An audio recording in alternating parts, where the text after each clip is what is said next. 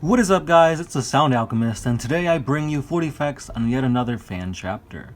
It is called The Imperial Sons. So this is by a homie named Alan K to be exact. So all this lore is from him. If you have any questions, please let him know in the comments below. Also, I will be posting a link to go to the original site where you can read all of the summary and content for his basically fan chapter. Now, the thing that sets his fan chapter apart from others is that it is a successor chapter from my Legion, the 11th Legion, the Celestial Sons. So if you guys don't know what the Celestial Sons are, I will leave a link at the end of this video so you guys can check it out, as well as another link to all the other fan chapters. So with that being said, let's dive into the lore on the Imperial Sons. The Imperial Sons are a Celestial Sons successor chapter alongside the Magi Empyrean. Again, original credit goes to One Mind Syndicate and Citizen Soldier for their fan lores. So, the Imperial Sons is a loyalist successor chapter of the Celestial Sons, the 11th Legion. At the end of the Great Crusade, two new chapters were founded from the proud gene seed of the 11th Legion, the Magi Empyrean and the Imperial Sons. Each has striven to be the salvation of their parent chapter. Named in part after the Astronomicon and the shining light of the Emperor, the Imperial Sons are a fleet-based chapter, pulling prospective recruits from the scattered worlds and fleets under their protection. Highly mobile, they work as multiple rapid response teams, providing a much-needed support to the galactic southeast against the many Xenos and traitor forces there. While their sibling chapters study Necron and Eldar technology in hopes of finding a piece of Xenos tech to revive the Emperor of Mankind, the Imperial Sons chapter has never been confident that the Imperial technology forged by the Emperor's genius will suffice. However, Imperial engineers and tech priests seem unable to properly use the technologies they have. At their founding, the Imperial Sons worked closely with the Adeptus Mechanicus, scouring worlds for lost technology and all artifacts of humanities, believing that some grand artifact or STC would reveal how to awaken the Emperor. However, after several millennia without true success, a dark realization grew within the chapter. They were chasing old knowledge that neither they nor the Mechanicus truly understood.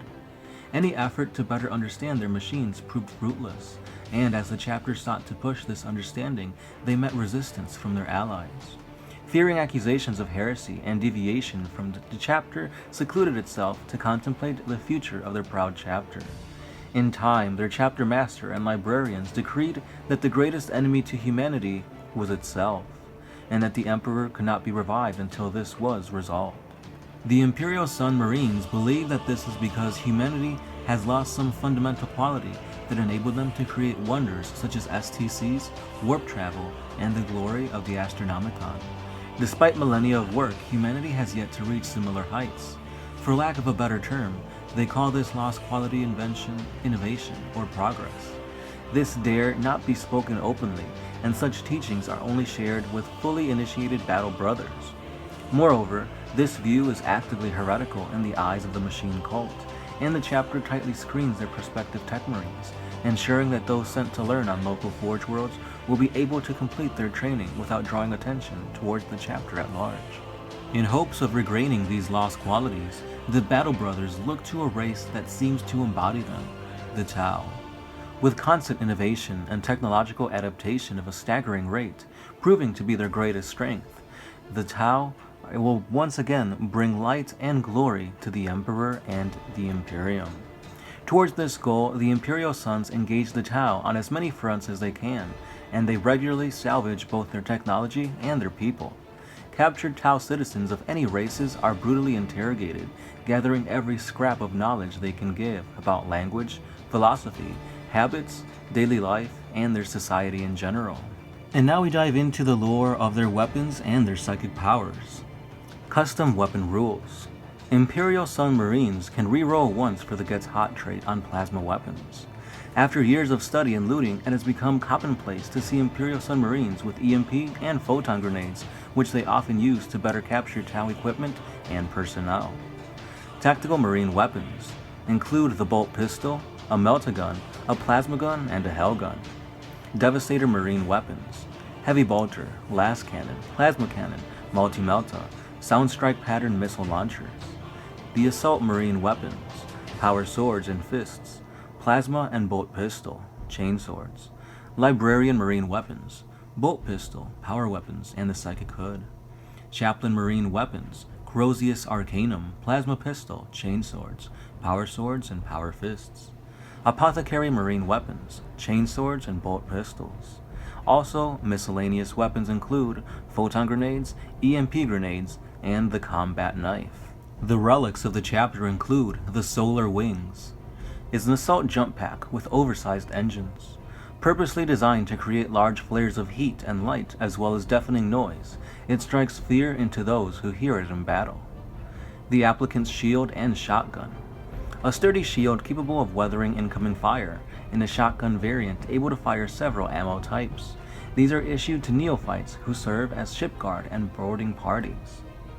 The Tech Bane Pistol is adapted from Tau EMP technology. These weapons fire EMP rounds that can disable Tau vehicles and battlesuits. The Flame of the Sun. Dating back to the founding of the chapter, this is an arm-mounted flamer capable of spewing tight and wide streams of flame. The Imperial Light. A tome penned and updated by each chapter master, then painstakingly copied by the chaplaincy. It details the exploits of the chapter and is commonly read before battle. The Chaplain's Corrosius Arcanum. The Imperial Sun's Corrosius Arcanum bears a golden two-headed eagle, backdropped by a tail, silver disc shaped like a sunburst. Revelation. Revelation was the personal power sword of the chapter master Eisen, who served as a chapter master during the time of seclusion after the Imperial Sons had begun to fear humanity would never return to the Emperor's light, and when the chapter reforged itself to fight and study the Tau. Chapter Master Eisen decided upon the course of Xeno study and interrogation after spending long hours meditating with this weapon, during which he claims the voice of the Emperor spoke to him and gave him direction. After his falling in battle against the Tau, his blade was recovered and passed on to his successor. The Dusk Armor. This sacred chaplain Terminator armor was first gifted to the chapter at their founding. Originally a simple Terminator armor used by the Imperial Sons, it was elevated when the wearer fought and defeated an errant chaos greater demon of Zeech, who had slain several other battle brothers. The original wearer died of his wounds shortly after returning to the chapter, and was given the posthumous title of Demon Burner. His armor was then gifted to the chaplains. Today it is armed with the Flamer of the Sun, chapter relic, and the Sacred Power Fist. As well, it is worn only by the head chaplains. The blood of the demon had stained this armor kaleidoscope shades of countless colors that pained the eye to look upon. Even painted over in the traditional black of the chaplaincy, many chapter serfs report experiencing splitting headaches upon looking at this armor. The psychic powers of the Imperial Sons.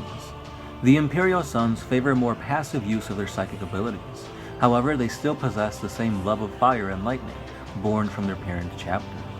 Like their related chapters, almost every battle brother possesses latent psychic potential. Librarians wade into battle as towering fonts of active psychic power, wielding powers such as the Solar Flare, the Sunburst, and the Electro Shield, as well as chapter-specific powers meant to break enemy morale and formations. Those not bearing the rank of Librarian practice tight control of their powers and only use passive abilities designed to enable those near the Marine to ignore wounds, reduce pain, and maintain morale. And that is where the conclusion to this fan chapter will be left at. If you guys want more lore on the Imperial Sons, I will leave a link to the area where you guys can find all the concepts behind this. He's got a lot more. For example, he's got a basic summary overview. He's got the chapter tactics and beliefs of this army.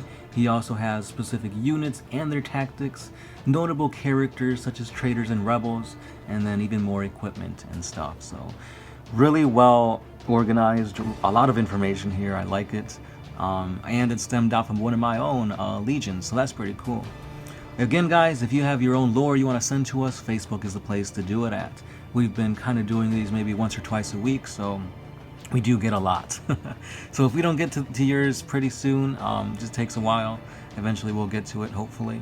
But yeah, big ups to Alan K for his work. Really awesome. If you guys have any tips, any tricks, anything you want to add, what you guys liked about it, what you guys didn't like about it, let them know in the comments. And again, all the credit goes to you, Alan. And that's all I've got. Don't forget, we are doing a giveaway for Viewer Appreciation Month, so check those out. We've got a Primaris Librarian. We've got a starter set that includes Nurgle and the Primaris, as well as the Reavers. So check that out, guys. Also, don't forget to like the Facebook page because we do giveaways on there. We actually had one going on last week. It's over now, but again, you still can win the YouTube giveaways. And that's all I've got. Don't forget to hit us up on Patreon. A simple $1 helps us get you more 40K videos as well as giveaways. And then we've also got a Twitter and Instagram and of course the Facebook page. And that's all I've got, guys. As always, I am the Sound Alchemist, part of One Mind Syndicate, and I'll catch you guys tomorrow.